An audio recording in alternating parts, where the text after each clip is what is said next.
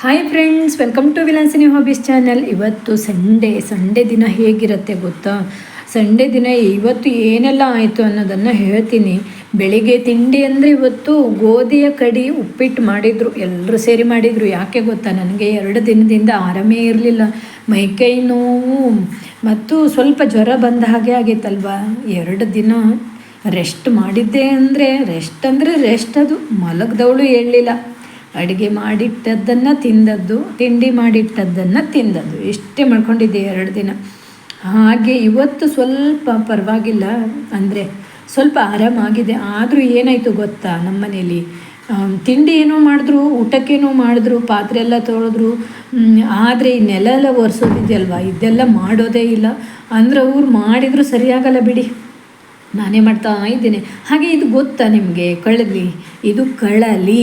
ಇದು ಏನು ಗೊತ್ತಾ, ನಮ್ಮ ಸಿರ್ಸಿ ಕಡೆ ಅಂತೂ ತುಂಬಾ ಇದೆ. ಇಲ್ಲಿ ಸಿರ್ಸಿ, ಬನವಾಸಿ, ಮುಂಡಗೋಡು ಈ ಕಡೆ ತುಂಬ ಸಿಗತ್ತೆ. ಹಾಗೆ ಇದು ತುಂಬಾ ಇಷ್ಟಪಟ್ಟು ತಿಂತೀವಿ ನಾವು. ಈ ಜುಲೈ, ಆಗಸ್ಟ್, ಸೆಪ್ಟೆಂಬರಲ್ಲಿ ಇದ್ರದ್ದೇ ಹವಾ. ಅಂದರೆ ಎಲ್ಲವ್ರ ಮನೆಯಲ್ಲೂ ಇದೇ ಮಾಡ್ತಾರೆ ಗೊತ್ತಾ. ಇದು ಒಂದು ಸಲ ನೀವು ತಿಂದರೆ ಬಿಡಲ್ಲ, ಅಷ್ಟೇ ಚೆನ್ನಾಗಿರುತ್ತೆ. ಅದೆಲ್ಲ ನಾನು ಈಗ ಕೂತ್ಕೊಂಡೆಲ್ಲ ಸಿಪ್ಪೆ ತೆಗಿತಾ ಇದ್ದೀನಿ. ಎಲ್ಲರೂ ಅವರವರೆಲ್ಲ ಅಂದರೆ ಎಲ್ಲರೂ ಕೆಲಸ ಮಾಡ್ತಾ ಇದ್ದಾರೆ, ಎಲ್ಲರೂ ಹೆಲ್ಪ್ ಮಾಡ್ತಾ ಇದ್ದಾರೆ. ಇವತ್ತು ರವಿವಾರ ಫಿಶ್ ತರಬೇಕಲ್ವ, ಒಂದು ದಿನ ಎಲ್ಲರೂ ಫಿಶ್ ಏನಾದರೂ ತಂದು ಚೆನ್ನಾಗಿ ಊಟ ಮಾಡಬೇಕು. ಅದು ಒಂದು ರೀತಿ ಮಜಾ ಕೊಡುತ್ತೆ. ರವಿವಾರ ದಿನ ಎಲ್ಲರೂ ಮನೇಲಿ ಇರ್ತಾರಲ್ವ, ರವಿವಾರ ಆರಾಮ್ ಎಲ್ಲರೂ ಸೇರಿಕೊಂಡು ಊಟ ಮಾಡೋದು, ಅದು ಒಂದು ರೀತಿ ಖುಷಿ ಇದೆ. ಅದು ಏನೇ ಆಗಿರಲಿ ಊಟ, ಅದು ಒಂಥರ ಮಜಾ ಕೊಡುತ್ತೆ. ಹಾಗೆ ಎಲ್ಲರೂ ಕೆಲಸದಲ್ಲೇ ಇದ್ದಾರೆ. ನಾನಿದು ಕೂತ್ಕೊಂಡು ನಿಧಾನವಾಗಿ ಎಲ್ಲ ಕ್ಲೀನ್ ಮಾಡಿ ಇಡ್ತಾ ಇದ್ದೀನಿ. ಇದನ್ನು ಹಚ್ಚಿ ನೀರಲ್ಲಿ ಹಾಕಿ ಇಡಬೇಕು. ಒಂದು 4 ದಿನ ಬಿಟ್ಟು ಮಾಡಬೇಕು. ಡೈಲಿ ನೀರನ್ನು ತೆಗಿತಾ ಇರಬೇಕು. ಅದರದ್ದು ಎಲ್ಲ ಅಂದರೆ ಅದು ತುಂಬ ಸ್ಮೂತ್ ಆಗುತ್ತೆ. ನಂತರ ಅದಕ್ಕೆ ಹೆಸರು ಕಾಳು ಹಾಕಿ ಮಾಡಬೇಕು. ನಾನು ನೆಕ್ಸ್ಟ್ ವಿಡಿಯೋದಲ್ಲಿ ತೋರಿಸ್ತೀನಿ ಅದು ಯಾವ ರೀತಿ ಮಾಡಬೇಕು ಅನ್ನೋದನ್ನು. ಓಕೆನಾ? ತುಂಬಾ ಚೆನ್ನಾಗಿರುತ್ತೆ. ಇದು ಕಳಲಿ ಅಂದರೆ ಗೊತ್ತಾ, ಬಿದಿರು ಇರುತ್ತೆ ನೋಡಿ, ದೊಡ್ಡ ದೊಡ್ಡ ಬಿದಿರು ಇರುತ್ತೆ ನೋಡಿ, ಅದರದ್ದು ಮೊಳಕೆ, ಅದಕ್ಕೆ ಕಳಲಿ ಅಂತೀವಿ. ಇದು ಇಲ್ಲಿ ತುಂಬಾ ಚೆನ್ನಾಗಿ ಸಿಗುತ್ತೆ. ಇದು ಸ್ವಲ್ಪ ಕಾಸ್ಟ್ಲಿನೇ ಇದೆ. ನಾವು ನಿನ್ನೆ ಹೋಗಿದ್ರಲ್ವ ಮಾರ್ಕೆಟ್ ಕಡೆ, ನೋಡಿದ್ರು, ತಗೊಬಂದರು. 4 ಅಲ್ಲ 5 ಇದೆ. ಹಾಗೆ ಇನ್ನೊಂದು ಸಲನೂ ತಿನ್ನಬೇಕು, ಒಂದು 4-5 ಸಲ ತಿಂದು ಬಿಡಬೇಕು ಈ ಟೈಮಲ್ಲಿ. ಇದು ಸ್ವಲ್ಪ ಹೀಟು, ಅದು ತಿಂದಾಗ ಅಣಬೆ ತಿನ್ನೋದು ಈ ರೀತಿಯೆಲ್ಲ ಮಾಡಬಾರ್ದು. ಅದು ನಾನು ಹೇಳ್ತೀನಿ, ವಿಡಿಯೋ ಹಾಕ್ತೀನಲ್ವ, ಅದ್ರದ್ದು ಪಲ್ಯ ಯಾವ ರೀತಿ ಮಾಡಬೇಕು ಅನ್ನೋದನ್ನು ಹಾಕ್ತೀನಿ. ಹಾಗೆ ಇವತ್ತು ನಾವು ಮೀನು ಕೋಟೆಗೆ ಹೋಗಿದ್ರು. ಇಲ್ಲಿ ಫಿಶ್ ಮಾರ್ಕೆಟ್ ಇದೆಯಲ್ವ, ನಮ್ಮ ಇಲ್ಲಿ ನೀಲೇಕಣಿ ಹತ್ತಿರ ಫಿಶ್ ಮಾರ್ಕೆಟ್ ಇದೆ. ಅಂದರೆ ಕುಮಟಾದಿಂದ ಹೊಳೆ ಮೀನು, ನದಿಯಲ್ಲಿ ಸಿಗುವಂಥ ಮೀನೆಲ್ಲ ಬರುತ್ತಲ್ವ, ಅಲ್ಲಿ ಹೋಗಿಲ್ಲ. ಇವತ್ತು ಮೀನು ಮಾರ್ಕೆಟ್ ಅಂದರೆ ಬಸ್ ಸ್ಟ್ಯಾಂಡ್ ಪಕ್ಕ ಇದೆ, ಅಲ್ಲಿ ದೊಡ್ಡ ಮಾರ್ಕೆಟ್ ಅದು. ಅಲ್ಲಿ ಬೋಟ್ ಮೀನು ಬರುತ್ತೆ, ಕೆರೆ ಮೀನು ಬರುತ್ತೆ, ನಂತರ ಡ್ಯಾಮ್ ಮೀನು ಎಲ್ಲ ಬರುತ್ತೆ. ಚೆನ್ನಾಗಿರುತ್ತೆ, ಎಲ್ಲ ರೀತಿ ಫಿಶ್ಶು ಬರುತ್ತೆ. ಅದನ್ನು ಅಂದರೆ ಅಲ್ಲಿ ಹೋಗಿದ್ರು ನಾವು. ಹಾಗೆ ಅಲ್ಲಿ ಫಿಶ್ ನೋಡಿದ್ರಲ್ವ, ಚೆನ್ನಾಗಿತ್ತು, ತೊಗೊಬಂದರು. ಇದು ತುಂಬಾ ಚೆನ್ನಾಗಿದೆ. ಇದು ಎಷ್ಟು ಅರ್ಧ kg ಇದೆ ಅನಿಸುತ್ತೆ. ಅಂದರೆ ನಾನು ನನ್ನ ಮಗ ಅಷ್ಟೇನು ತಿನ್ನಲ್ಲ, ಒಂದು ಊಟಕ್ಕೆ ತಿಂತೀವಿ ಅಷ್ಟೇ. ಅದೇ ಫ್ರೈ ಮಾಡಿದರೆ ತಿಂತೀವಿ, ಸಾಂಬಾರು ಮಾಡಿದ್ರೆ ಸೇರಲ್ಲ. ಅದಕ್ಕೆ ಸ್ವಲ್ಪನೇ ಮಸಾಲ ಮಾಡಿದ್ನಲ್ವ, ಸಂಜೆ ಏನಾದರೂ ಶುಂಠಿ ಚಟ್ನಿ ಈ ಥರ ಏನಾದರೂ ಮಾಡ್ಕೋಬೇಕು. ಈಗ ಒಂದು ಊಟಕ್ಕೆ ಊಟ ಮಾಡ್ತೀವಿ. ಚೆನ್ನಾಗಿದೆ ಈ ಫಿಶ್ ಗೊತ್ತಾ. ನಾನು ಇದಕ್ಕೆ ಸ್ವಲ್ಪ ಹಳದಿ ಪೌಡ್ರು, ಉಪ್ಪು ಹಾಕಿ ಚೆನ್ನಾಗಿ ತಿರುಗಿಸಿಟ್ಕೋತೀನಲ್ವ, ಒಂದು ಅರ್ಧ ಗಂಟೆ ಬಿಟ್ಟು ಸಾಂಬಾರು ಮಾಡುವಾಗ ಚೆನ್ನಾಗಿ ಮತ್ತೆ ತೊಳಿಬೇಕು. ಅದರದ್ದು ಸ್ಮೆಲ್ಲೆಲ್ಲ ಹೋಗಿಬಿಡತ್ತೆ. ತುಂಬಾ ಚೆನ್ನಾಗಿರುತ್ತೆ. ನಾನು ಮಾಡೋದು ಇದೇ ರೀತಿ, ಯಾವುದೇ ಫಿಶ್ ತಂದರೂ ಕೂಡ ಇದೇ ರೀತಿ ಮಾಡೋದು. ನೋಡಿ ಎಷ್ಟು ಚೆನ್ನಾಗಿದೆ ಗೊತ್ತಾ. ಇದು ಟೇಸ್ಟಿಯಾಗಿರುತ್ತೆ ಈ ಫಿಶ್ ಮಾತ್ರ. ಇದು ಹೆಚ್ಚಾಗಿ ಇದು ಹೊಳೆ ಮೀನೇ ಇರಬೇಕು. ಅಲ್ಲಿ ಎಲ್ಲ ರೀತಿ ಮೀನು ಬರುತ್ತೆ. ಮೀನು ಕೋಟೆಯಲ್ಲಿ ಎಲ್ಲ ರೀತಿ ಬರುತ್ತೆ. ಫಿಶ್ ಮಾರ್ಕೆಟ್ ಅಂತ ಇದೆ ನಮ್ಮದು ಇಲ್ಲಿ ನೀಲೇಕಣಿ ಹತ್ತಿರ, ಇದು ರಸ್ತೆ ಹತ್ತಿರ. ಅಲ್ಲಿ ಎಲ್ಲದೂ ಬರುತ್ತೆ ಗೊತ್ತಾ. ಹೊಳೆಯಲ್ಲೆಲ್ಲ ಸಿಗತ್ತಲ್ವ ಸಣ್ಣ ಸಣ್ಣ ಮೀನು, ಹೊಳೆಯಲ್ಲಿ ಸಿಗೋದು. ಕುಮಟಾ, ಕಾರವಾರ ಆ ಕಡೆದು ಬರುತ್ತೆ. ಕುಮಟಾ, ಗೋಕರ್ಣ ಆ ಕಡೆದೆಲ್ಲ, ಅಲ್ಲೂ ಕೂಡ ಚೆನ್ನಾಗಿರುತ್ತೆ. ಆದರೆ ಕೆಲವೊಂದು ಸಲ ಎಲ್ಲ ಮಿಕ್ಸ್ ಮಾಡಿಬಿಡ್ತಾರೆ ಗೊತ್ತಾ, ಅಲ್ಲೂ ಮೋಸ ಬೀಳ್ತೀವಿ. ಆ ಲೆಕ್ಕದಲ್ಲಿ ನಮಗೆ ಇಲ್ಲಾದರೂ ಪರವಾಗಿಲ್ಲ ಅನಿಸತ್ತೆ. ಮೀನು ಕೋಟೆಯೊಳಗೆ ಚೆನ್ನಾಗಿರುತ್ತೆ. ಆದರೆ ಆ ಥರ ಹೊಳೆ ಮೀನೆಲ್ಲ ಸಿಗೋದು ಸ್ವಲ್ಪ ಕಷ್ಟ. ಅಂದರೆ ಸಣ್ಣ ಪುಟ್ಟ ನದಿಯಲ್ಲೆಲ್ಲ ಸಿಗತ್ತಲ್ವ, ಅದೆಲ್ಲ ಸಿಗಲ್ಲ. ಬೇರೆ ಬೇರೆ ಮೀನು ಸಿಗುತ್ತೆ, ಬೋಟಲ್ಲಿ ಬಂದಿರೋದು ಸಿಗತ್ತೆ. ಅಲ್ಲೂ 2 ಕಡೆಯೂ ಚೆನ್ನಾಗಿರುತ್ತೆ. ಅದರಲ್ಲಿ ನಾನು ಹಾಕ್ತೀನಿ, ಇನ್ನೊಂದು ಸಲ ಹೇಳ್ತೀನಿ ಅದ್ರ ಬಗ್ಗೆ, ಈಗ ಬೇಡ ಓಕೆನಾ. ಹಾಗೆ ಮಸಾಲ ಕುದೀತಾ ಇದೆ. ನಾನು ಮಸಾಲಾಗೆ ಏನು ಮಾಡಿದೆ ಗೊತ್ತಾ, ಸ್ವಲ್ಪ ಉಪ್ಪು ಹಾಕಿ ಕುದಿಸ್ತಾ ಇದ್ದೀನಿ. ಇದು ತುಂಬ ಖಾರ ಹುಳಿಯೆಲ್ಲ ಆಗಬಾರ್ದು. ನಾನು ಮೆಣಸು ಬ್ಯಾಡಗಿ ಮೆಣಸು ಸ್ವಲ್ಪ ಹಾಕಿದ್ದೆ, ಮೆಣಸಿನಕಾಳು ಒಂದು 4 ಜಾಸ್ತಿ ಹಾಕಿದ್ನಲ್ವ. ಹಾಗೆ ಹಸಿಮೆಣಸಿನ್ಕಾಯಿ ಒಂದು ಹಾಕಿದ್ದೆ. ಅದು ಮಸಾಲ ಮಾಡುವಾಗ ತುಂಬಾ ಸಖತ್ತಾಗಿರುತ್ತೆ. ಈ ರೀತಿ ಮಾಡಿದರೆ ಸ್ವಲ್ಪ ಖಾರ ಬರುತ್ತೆ, ಆದರೆ ಹುಳಿ ಜಾಸ್ತಿ ಹಾಕಬಾರ್ದು. ಸ್ವಲ್ಪ ಮಸಾಲೆ ಮಾಡಿದ್ನಲ್ವ ಸಾಕು, ಇದು ಒಂದು ಊಟಕ್ಕೆ ಸಾಕು. ನಂತರ ರಾತ್ರಿನೂ ಇರುತ್ತಲ್ವ, ಮತ್ತೇನಾದರೂ ಮಾಡಬೇಕು. ಈ ರೀತಿ ಕುದಿಸ್ಕೊಂಡು ನಂತರ ಈ ರೀತಿ ಫಿಶ್ ಹಾಕಿ ಕುದಿಸಬೇಕು. ಅಂದರೆ ಸಣ್ಣ ಫ್ಲೇಮಲ್ಲಿ ಬೇಯಿಸಬೇಕು. ಅಂದರೆ ಫಿಶ್ ಯಾವ ರೀತಿ ಗೊತ್ತಾ, ನಿಧಾನವಾಗಿ ಬೇಯಬೇಕು ಅದರಲ್ಲಿ. ಇಲ್ಲಾಂದರೆ ಏನಾಗುತ್ತೆ, ಕಟ್ಟಾಗಿಬಿಡತ್ತಲ್ವ. ನಿಧಾನವಾಗಿ ಸಣ್ಣ ಫ್ಲೇಮಲ್ಲಿ ಮುಚ್ಚಿ ಬೇಯಿಸಬೇಕು. 1-2 ನಿಮಿಷ ಹೀಗೆ ಕುದಿಸಿದರೆ ಬೆಂದ್ಕೊಬಿಡತ್ತೆ, ಚೆನ್ನಾಗಿರುತ್ತೆ. ಆಯ್ತಲ್ವ, ಊಟ ಎಲ್ಲ ಆಯಿತು. ಊಟ ಆದ ನಂತರ ನಾವು ಒಂದು ಅರ್ಧ ಗಂಟೆ ಕೂತ್ಕೊಬಿಡ್ತೀವಿ. ಸ್ವಲ್ಪ ಹೊತ್ತು ಜೀರ್ಣ ಆಗಬೇಕಲ್ವ, ಮಾತಾಡ್ತಾ ಕೂತ್ಕೊಂಡಿದ್ರು ಎಲ್ಲರೂ. ಹಾಗೆ ಇದು ಇವತ್ತು ಏನು ಗೊತ್ತಾ, ರಿಲಯನ್ಸಿಗೆ ಹೋಗಿಲ್ಲ ನಾವು.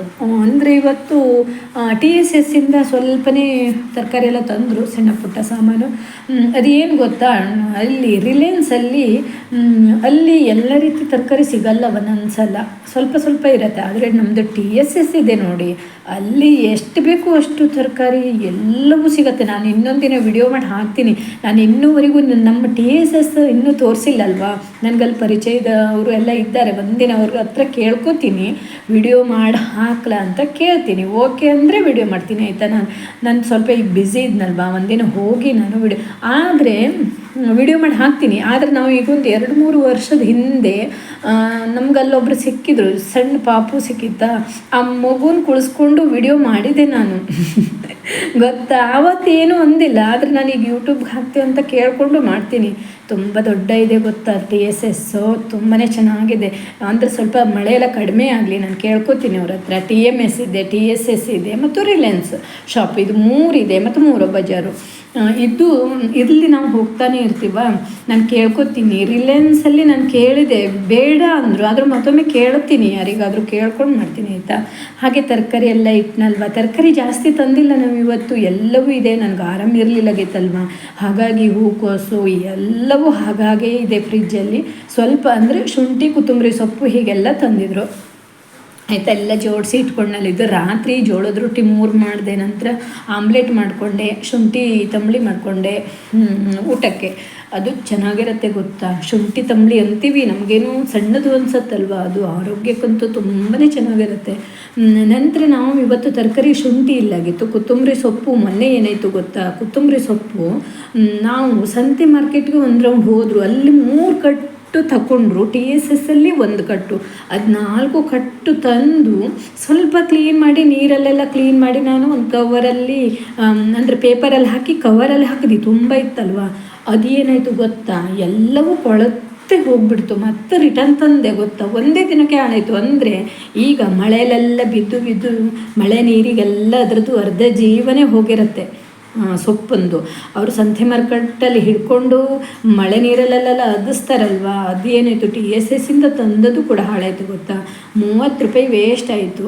ಅದಕ್ಕೆ ನಾನು ಇವತ್ತು ಕೊತ್ತಂಬರಿ ಸೊಪ್ಪು TSS ಇಂದ ತಂದೆ. ಅದು ತುಂಬ ಡ್ರೈ ಇದೆ ಅಲ್ವ, ಅದೆಲ್ಲ ಬಾಕ್ಸಲ್ಲಿ ಹಾಕಿಟ್ಟೆ ನಾನು. ಆ ರೀತಿ ಸಣ್ಣ ಪುಟ್ಟ ಬಾಕ್ಸು ಇದೆ ನೋಡಿ, ಅದರಲ್ಲಿ ಮತ್ತು ನೀರು ತಾಗಿಸ್ಬಾರ್ದು, ಹಾಗೆ ಹಾಕಬೇಕು. ಆಮ್ಲೆಟು ಆಯಿತು ನೋಡಿ. ಎಲ್ಲ ಊಟಕ್ಕೆಲ್ಲ ರೆಡಿ ಮಾಡ್ತಾಯಿದ್ದಾರೆ. ಎಲ್ಲರೂ ಒಂದೊಂದು ಕೆಲಸ ಹಿಡ್ಕೊಂಡಿದ್ದಾರೆ. ಒಬ್ಬರು ತಾಟಿಟ್ರು, ಒಬ್ಬರು ರೈಸ್ ತಕ್ಕೋದ್ರು, ರೊಟ್ಟಿ ತಕ್ಕೋದ್ರು. ಹೀಗೆ ನಾನು ಹಾಗೆ ಕೆಲಸ ಮಾಡಿಸ್ಕೋತೀನಿ. ಸಣ್ಣ ಪುಟ್ಟ ಸಾಂಬಾರು ತಕ್ಕೋಗಿ, ರೈಸ್ ತಗೊಂಡೋಗಿ, ಎಲ್ಲ ತಗೊಂಡೋಗಿ ಅಂತ. ಆರಾಮಿಲ್ಲ ಅಂದರೆ ಹೆಣ್ಮಕ್ಳಿಗೆ ಆರಾಮಿಲ್ಲ ಅಂದರೆ ಎಷ್ಟು ಕಷ್ಟ ಅಲ್ವ. ಮನೆ ಕ್ಲೀನ್ ಇರಲ್ಲ, ಅಡುಗೆ ಮಾಡುವವರು ಇರಲ್ಲ, ಹಾಗೆ ಕ್ಲೀನ್ ಇರಲ್ಲ. ಮನೆಯೂ ಅಷ್ಟೇ, ಏನೋ ಊಟಕ್ಕೆ ಮಾಡಿ ಹಾಕ್ತಾರೆ, ತಿಂಡಿ ಮಾಡ್ತಾರೆ. ಆದರೂ ಹೆಣ್ಮಕ್ಳು ಮನೆ ಕೆಲಸ ಮಾಡ್ದ ಹಾಗೆ ಇರಲ್ಲ ಅಲ್ವಾ. ಅದಕ್ಕೆ ಅವ್ರ ಹತ್ರ ಏನೋ ಸಣ್ಣ ಪುಟ್ಟ ಮಾಡಿಸ್ಕೊಬಿಡ್ಬೇಕು. ಮನೆ ಕ್ಲೀನಿಂಗ್ ನಾವು ಎಷ್ಟೇ ಆರಾಮಿಲ್ಲ ಅಂದರೂ ಮನೆ ಕ್ಲೀನಿಂಗ್ ಮಾತ್ರ ಬಿಡಬಾರ್ದು. ಅದನ್ನು ಮಾಡ್ಕೊಂಡು ಕೂತ್ಕೋಬೇಕು 1-2 ದಿನ. ಈ ರೀತಿ ಇರಬೇಕಾಗತ್ತೆ. ಹೆಣ್ಮಕ್ಳಿಗೆ ಆರಾಮಿಲ್ಲ ಅಂದರೆ ಎಷ್ಟು ಕಷ್ಟ ಆಗುತ್ತೆ ಅಲ್ವಾ. ಮನೆ ಕೆಲಸ ಆಗಲ್ಲ, ಊಟಕ್ಕೆಲ್ಲ ಸರಿಯಾಗಲ್ಲ. ಹಾಗೆ ಇದು ನೈಟು 9:30 ನಂತರ ಮಳೆ ನೋಡಿ ನಮ್ಮ ಕಡೆ ಯಾವ ರೀತಿ ಬೀಳ್ತಾ ಇದೆ. ಸಿರ್ಸಿಲಂತೂ ತುಂಬ ಮಳೆ ಗೊತ್ತಾ, ಬೆಳಿಗ್ಗೆ ಸಂಜೆ ಎಲ್ಲ ಮಳೆ. ಹೊರಗಡೆ ಹೋಗ್ಲಿಕ್ಕಾಗಲ್ಲ, ಹೊರಗಡೆ ಹೋದರೂ ಕೂಡ ಸೊಳ್ಳೆ ಎಲ್ಲ ಕಚ್ಚಿಬಿಡತ್ತಲ್ವ, ಯಾರೂ ಹೋಗಬಾರ್ದು. ಈಗ ಡೆಂಗ್ಯೂ ಜ್ವರ ಶುರುವಾಗಿದೆ ಇಲ್ಲಿ ನಮ್ಮ ಸಿರ್ಸಿ ಕಡೆ. ತುಂಬ ಮಳೆ ಅಲ್ವಾ, ಮಳೆಯಲ್ಲಂತೂ ತುಂಬ ಸೊಳ್ಳೆ ಗಿಡ ಎಲ್ಲ ಹತ್ಕೊ ಕೂತ್ಕೊಳ್ಳುತ್ತಲ್ವ, ಹೋದ್ರೆ ಸಾಕು ನಮ್ಮ ಜೊತೆಗೇ ಬಂದುಬಿಡುತ್ತೆ. ತುಂಬ ಮಳೆ ಇದೆ ಗೊತ್ತಾ ಇಲ್ಲಿ. ಈ ಮಳೆಯಲ್ಲಿ ಸ್ವಲ್ಪ ಎಲ್ರಿಗೂ ಆರಾಮಿಲ್ಲ, ಅಂದರೆ ಸ್ವಲ್ಪ ಮೈಕೈ ನೋವು, ಥಂಡಿ, ಸಣ್ಣ ಜ್ವರ ಈ ರೀತಿ ಬರ್ತಾ ಇದೆ. ಸ್ವಲ್ಪ ಮಳೆ ತುಂಬ ಬೇಕು, ಆದರೆ ಎಷ್ಟೇ ಮಳೆ ಬಿದ್ದರೂ ಬೇಕಲ್ವ, ನೀರಿನ ತೊಂದರೆ ಬಂದುಬಿಡುತ್ತೆ, ಅಂತರ್ಜಲ ಮೇಲಿರತ್ತೆ. ಈ ರೀತಿ ಮಳೆ ಬೀಳ್ತಾ ಇದ್ದರೆ ಸೆಪ್ಟೆಂಬರ್ ತನಕ ಇದೇ ರೀತಿ ಮಳೆ ಆಗಲಿ ಅಂತ ನಾನು ದೇವರಲ್ಲಿ ಪ್ರಾರ್ಥನೆ ಮಾಡಿಕೊಂಡೆ ಗೊತ್ತಾ. ಹಾಗೆ ನಾವು ಈಗ ಲೈಟೆಲ್ಲ ತೆಗಿತಾ ಇದ್ದೀವಿ. 9:30 ಆಯ್ತಲ್ವ, ನಮ್ಮದೊಂದು ಟೈಮ್ ಇದೆ ಲೈಟ್ ತೆಗಿಯೋದು. ಅಂದರೆ ನಮ್ಮದು ಮೇಲ್ಮನೆಗೆ ಬರೋರು ಬಾಡಿಗೆಗಿದ್ದಾರಲ್ವ, ಅವರು 9 ಗಂಟೆ 9:30 10:00 ಹೀಗೆ ಬರ್ತಾರೆ. ಅವ್ರು ಬಂದರೂ ಕೂಡ ದೀಪ ಕಾಣುತ್ತೆ, ದಾರಿ ದೀಪ ಇರುತ್ತಲ್ವ, ಅದಕ್ಕೆ ನಾವು 9:30 ತೆಗೆದು ಬಿಡ್ತೀವಿ. ಹಾಗೆ ತೆಗೆದೆಲ್ಲ ಬಾಗಿಲು ಹಾಕ್ತಾ ಇದ್ದೀನಿ. ರಾತ್ರಿ ಆಯ್ತಲ್ವ, ತುಂಬ ಮಳೆ ಇದೆ, ನಮಗೆ ಒಳಗಡೆ ಗೊತ್ತಾಗಲ್ಲ ಮಳೆ ಬಿದ್ದದ್ದು, ಆದರೂ ಚಳಿನೂ ಇದೆ ಗೊತ್ತಾ. ಇವತ್ತು ಇಷ್ಟೇ ಫ್ರೆಂಡ್ಸ್, ಅಂದರೆ ರವಿವಾರ ಇಷ್ಟೇ, ಏನು ಕೆಲಸ ಅಂದರೆ ಇದೇ ಸಣ್ಣ ಪುಟ್ಟ ಇರತ್ತೆ, ಅಷ್ಟೇನು ದೊಡ್ಡದೇನಿಲ್ಲ ಇವತ್ತು. ಇದ್ರೂ ಕೂಡ ತುಂಬ ದೊಡ್ಡ ವಿಡಿಯೋ ಆಗುತ್ತಲ್ವ, ಎಲ್ಲವೂ ಹೇಳಲಿಕ್ಕಾಗಲ್ಲ. ರಾತ್ರಿ ಆಯ್ತಲ್ವ.